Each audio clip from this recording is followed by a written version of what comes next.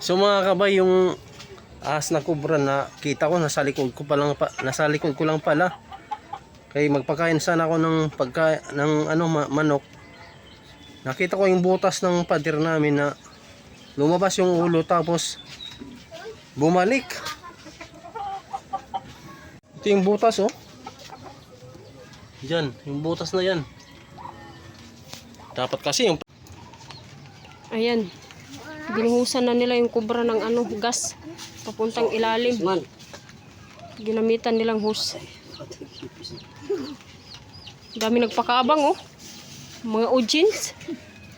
Tipuklong. Baka anak niya ng ahas yung ipis. Takot. Lumabas yan, ganun. Ako magigilaw.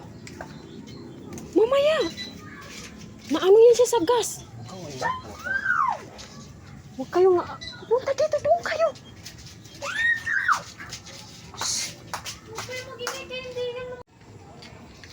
Nakita mo? Laman? Naku, nandiyan. Nakita Tingnan mo. ko. Nakita ko. Ano yan mo, ha? Nagpaparo baligo. Pumasok na naman sa loob. Yo, magandang gabi mga kabay. So ngayon di kami na papakali dahil yun nga yung kubra kaninang hapon. Nakita ko dito sa may butas, sa may flooring namin sa bahay namin.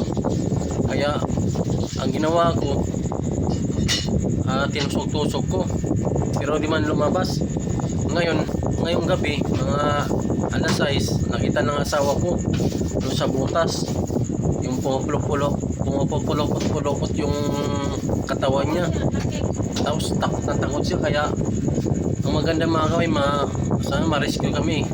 Si Cobra Prince, piniim ko na siya pero hindi pa nagre-reply. Si Princess Tuklaw naman, taga Tarlac, piniim ko siya. Ngayon lang, sana mag-reply sila para ma-rescue yung ahas na tumira dito sa may ilalim ng flooring namin dahil delikado eh.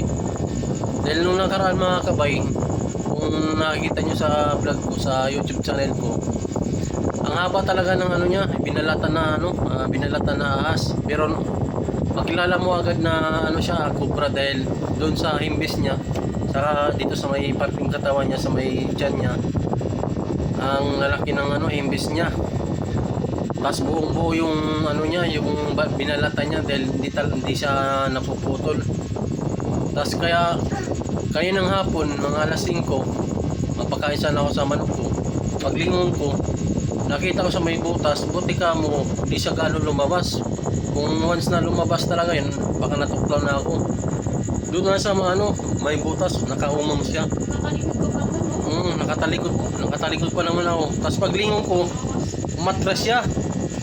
Doon ako na kinabahan. Sabi ko, ahas yun na. Kaya yung pinagbalatan nung nakaraan saka ngayon, parang nagtugma siya na yun na nga yung ahas na yun. Dahil nung nakita ng asawa ko, nakita sa flashlight, makinang siya, kumbaga makinang yung katawan niya. Kaya yun nagtugma dahil binalatan, bagong balat siya, makinis pa nga yung katawan niya. Kaya sana kahit si Princess Tuklaw na taga Tarlac, mag-reply siya or ma-rescue kagad yung ahas dito kasi delikado, lalo ng mga anak ko nandito kung saan sila na gawi dyan. Sana mag-reply agad si Princess Tuklaw. Ayan mga kabay, siniminto ko na lang, nawala sa oras. Tapos ngayon mga kabay, punta natin yung yung butas na yung may ahas doon. Akin na yung flashlight gem. Tayo ko ang mga dito mga kabay, yung aso namin,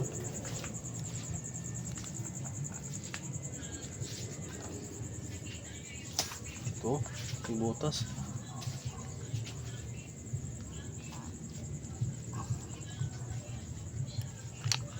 Dito yung butas niya, Ito yung butas niya. Oo.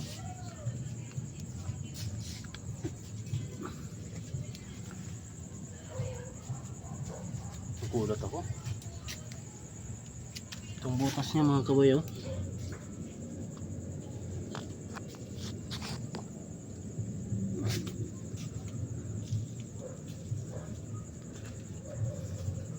Huwag ka nang pumunta dito.